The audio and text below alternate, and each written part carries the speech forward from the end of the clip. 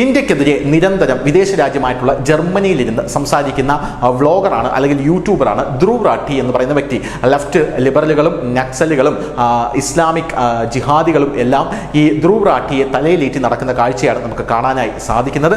പോരാത്തതിന് ധ്രുവ് റാഠിക്ക് വലിയ രീതിയിലുള്ള പിന്തുണ ഇവിടെയുള്ള സകല പ്രതിപക്ഷവും നൽകുന്നുണ്ട് എന്നുള്ളത് ഒരു കാര്യം. എന്നാൽ BJPക്കെതിരെ എന്തെങ്കിലും ഒരു വിഷയം വന്നാൽ മാത്രമേ ധ്രുവ് റാഠിയുടെ തൂലിക ചലിക്കുകയുള്ളൂ, നാവനങ്ങുകയുള്ളൂ എന്നുള്ളതാണ് ഒരു വസ്തുത.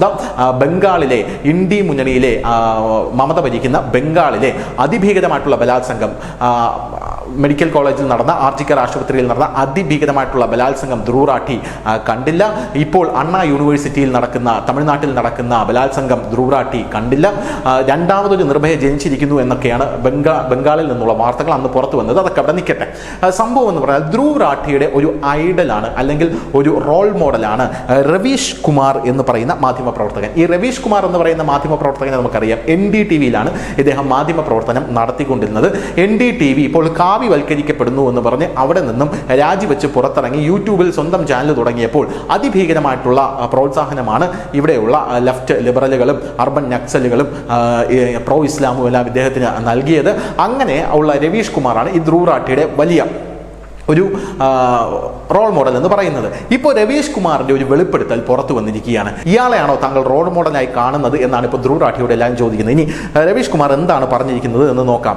എന്തുകൊണ്ടാണ് ഞാൻ ഗ്രൗണ്ടിൽ ഇറങ്ങി റിപ്പോർട്ട് ചെയ്യാത്തത് എന്ന് നിങ്ങൾക്കറിയാമോ എന്നാണ് രവീഷ് കുമാർ ചോദിച്ചിരിക്കുന്നത്.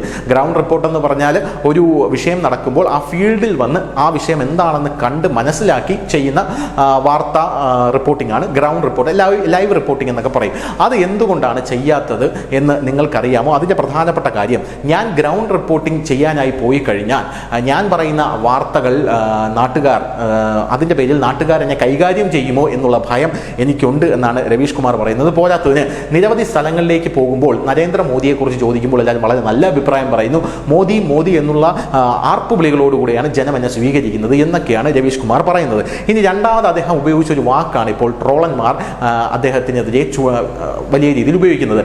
ഞാൻ എൻ്റെ ശത്രു സംസ്ഥാനങ്ങളിലേക്ക് പോകുമ്പോൾ, ഈ ശത്രു സംസ്ഥാനം എന്ന് ഈ രവീഷ് കുമാർ പറയുന്നത് BJP ഭരിക്കുന്ന സംസ്ഥാനമാണ്, സ്വാഭാവികമായിട്ടും അവിടേക്ക് പോകുമ്പോൾ എനിക്ക് റിപ്പോർട്ട് ചെയ്യാൻ അവിടെ നിന്ന് കഴിയില്ല. കാരണം അവിടെയുള്ള പോലീസുകാർ എനിക്കെതിരെ നടപടിയെടുക്കാൻ സാധ്യതയുണ്ട് എന്നാണ് രവീഷ് കുമാർ പറയുന്നത്.